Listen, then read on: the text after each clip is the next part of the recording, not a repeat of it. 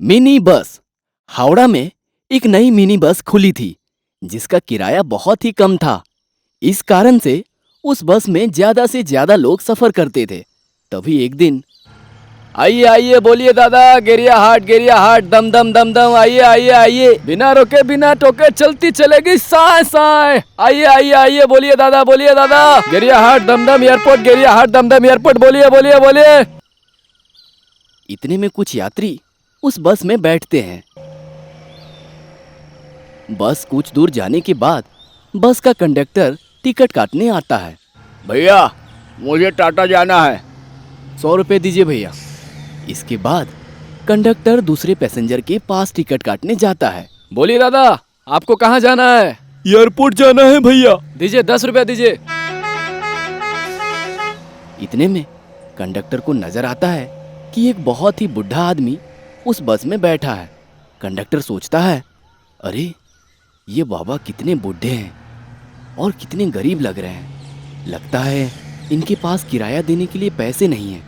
नहीं नहीं, इनसे टिकट के पैसे मैं नहीं लूंगा।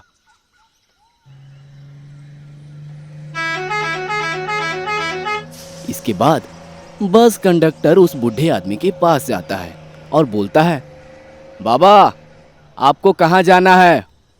क्या खाना है तो खाओ ना, मैं तुम्हें कहाँ रोका हूँ।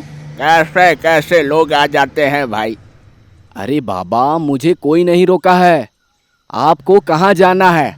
क्या खाना है आपको? अच्छा, मैं समझ गया, तुम मुझे खाना देना चाहते हो और उसमें नशे की गोलियां देकर मेरे सारे सामान को हथियाना चाहते हो। रुको, अभी बताता हूँ। अरे बाबा जी, मैं इस बस का कंडक्टर हूँ, कंडक्टर। हाँ हाँ, ठीक है, इसमें इतना जोर से चिल्लाने की क्या जरूरत है? मैं बहरा हूँ क्या? किसने कहा? अरे आपको किसने कह दिया कि आप बह रहे हैं? वैसे बाबा जी, आप कहाँ जा रहे हैं? अरे गेरिया। अच्छा अच्छा, समझ गया समझ गया। अरे मेरी पूरी बात तो सुनो भाई। इसके बाद बस कंडक्टर वहां से चला जाता है। बस कुछ दूर जाने के बाद उस बस कंडक्टर को नींद आ जाती है और जब नींद खुलती है तब गिरिया पार हो गया होता है। अरे ये तो गिरिया पार हो गया। बेचारे चाचा जी को तो वहीं रुकना था। इसके बाद बस कंडक्टर ड्राइवर के पास जाता है और बोलता है, अरे भाई, बस को पीछे लेकर चलो, उस चाचा जी को गेरिया में ही उतरना था। पर गेरिया तो यहाँ से 20 किलोमीटर पीछे है। अरे चलो ना भाई, कोई बात नहीं।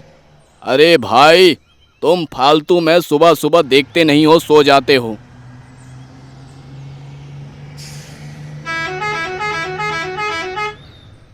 इसके बाद बस को फिर से वापस गेरिया की तरफ ले जाते हैं। गेरिया पहुंचने के बाद बस कंडक्टर उस बाबा से कहता है, अरे चाचा जी, आप उतर जाइए, गेरिया आ गया।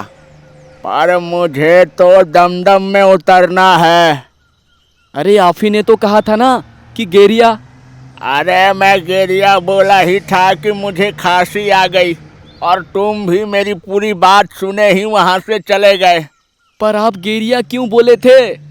अरे मैं गेरिया इसलिए बोला था क्योंकि गेरिया में अंगूर बेचने वाले आते हैं, मुझे वहां से अंगूर लेने थे। लालची पुलिस वाले। एक बार की बात है, जामनगर गांव में एक पुलिस स्टेशन था। उस पुलिस स्टेशन में कांस्टेबल मंगरूलाल और इंस्पेक्टर झंझोट सिंह थे। वह दोनों ही लालची किस्म के व्यक्ति थे। हमेशा लोगों से रिश्वत लेकर मुजरिमों को छोड़ देते थे। एक दिन की बात है, एक दिन एक आदमी उस पुलिस स्टेशन में आया। अरे मैं लुट गया साहब, मैं बर्बाद हो गया। अरे मैं बर्बाद हो गया साहब। अरे क्या हो गया भाई, ऐसे क्यों चिल्ला रहे हो? ये तुम्हारी बाबूजी का घर नहीं है, ये पुलिस थाना है। सही कहे ना सर हम? हाँ हाँ, तुम ठीक बोले। अब ये बताओ क्या हुआ है तुम्हें? अरे सर, मेरी राशन के दुकान में सारी सामान चोरी हो गई।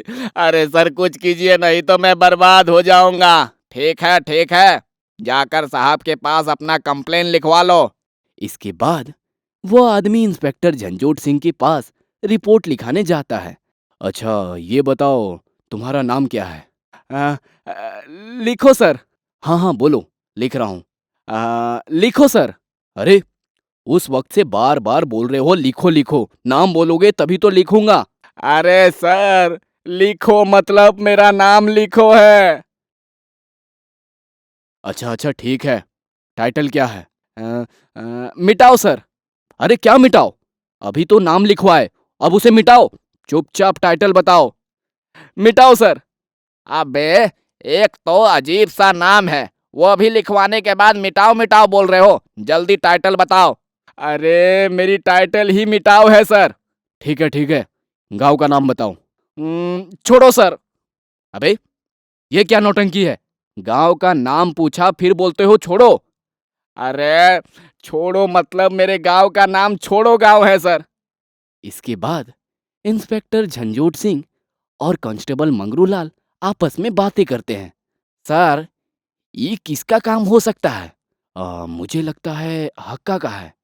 अरे सर, तब तो हम हक्का को यहाँ बुलाते हैं और हमेशा की तरह उससे पैसे वसूलते हैं। सर, हमारा भी तो घर चलना चाहिए, क्या बोलते हैं सर?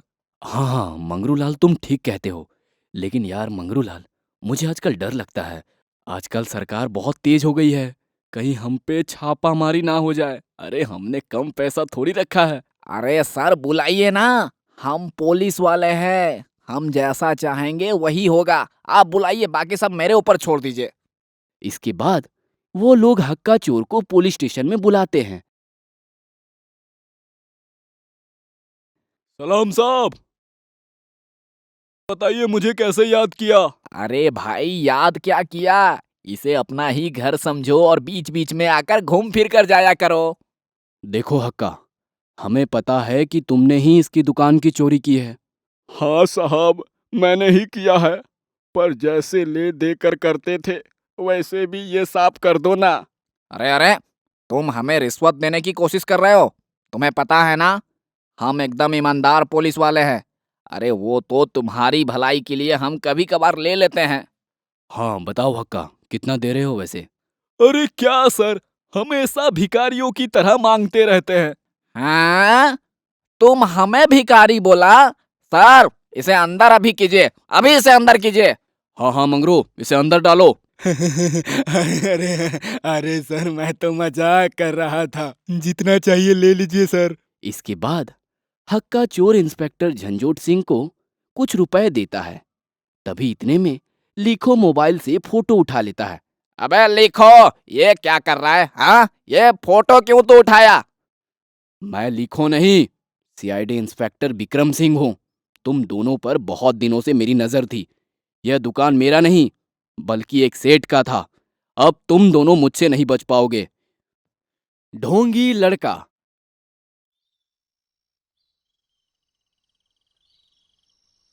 कटक नाम के गांव में रामू नाम का एक आदमी रहता था।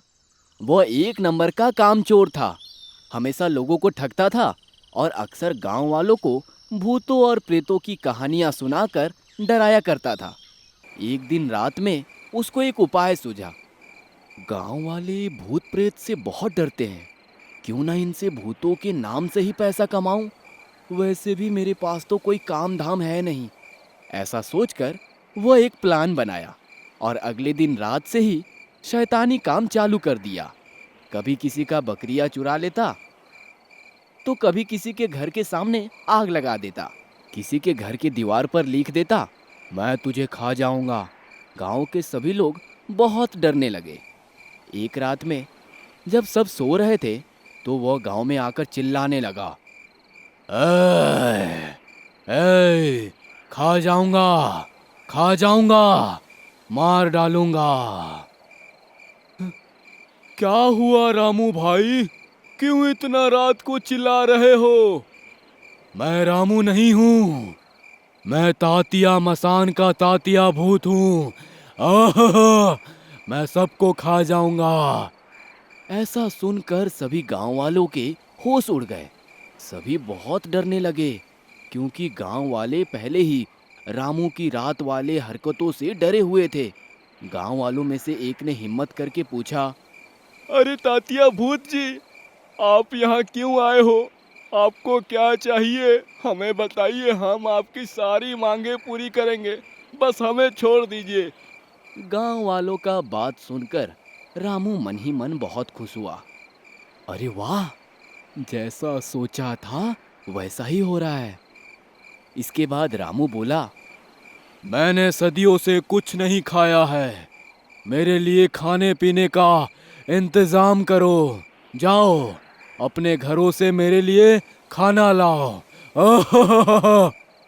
तातिया जी, आप थोड़ा रुको, हम अभी लेकर आते हैं।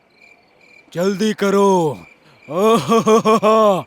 इसके बाद सभी गांव वाले अपने अपने घरों से अच्छा अच्छा खाना बनाकर लेकर आते हैं। अब चलो, सब जाओ। सभी लोग वहां से चले जाते हैं और रामू तुरंत सारे सामान को लेकर वहां से भाग जाता है। दूसरे दिन, चलो अब खाने पीने का तो इंतजाम हो गया। अब कुछ पैसा भी मिल जाता तो मजा ही आ जाता। अगली रात रामू फिर से चिल्लाने लगा, हा हा हा हा, मैं सबको खा जाऊंगा। गांव वाले फिर डर जाते हैं। क्या हुआ तातिया जी? हमसे कोई गलती हो गई क्या? रोज आपके लिए अच्छे अच्छे खाने बनाकर तो ला ही रहे हैं। हाँ, लाते हो, लेकिन अब मुझे पैसे भी चाहिए। जल्दी करो, नहीं तो मैं सबको खा जाऊंगा। इसके बाद बेचारे गांव वाले अपने अपने घरों से पैसे लेकर आते हैं। रोज रोज ऐसा ही चलता रहा। रामू रोज नई नई चीजें मांगने लगा। बेचारे गांव वाले भूत के डर के कारण सब कुछ लाके देते थे। गांव वाले बहुत परेशान हो जाते हैं। फिर एक दिन गांव में शहर से रवि नाम का एक लड़का आता है। वो गांव की हालत देखकर बहुत दुखी हो जाता है। सभी लोग दुखी के कारण इधर उधर बैठे रहते हैं। तभी रवि ने गांव वालों से पूछा, क्या हुआ काका? जब मैं पहले आया था तो सब खुश थे और अब सभी लोग दुखी नजर आ रहे हैं। ऐसा क्या हो गया? फिर गांव वालों ने रवि को सारी बातें बताई। अच्छा, तो ये बात है। मैं भी तो देखूं कि कैसा भूत है। फिर उस रात रामू भूत आता है और वो सारी घटनाओं को दूर से छुपकर देख रहा होता है। इसके बाद सभी गांव वाले जब अपने अपने घरों को चले जाते हैं तो वो भूत का पीछा करता है और उसको पता चलता है कि वह कोई भूत नहीं बल्कि रामू ही ये सब नाटक कर रहा था। फिर वह दूसरी रात का इंतजार करता है। रोज की तरह रामू फिर आता है।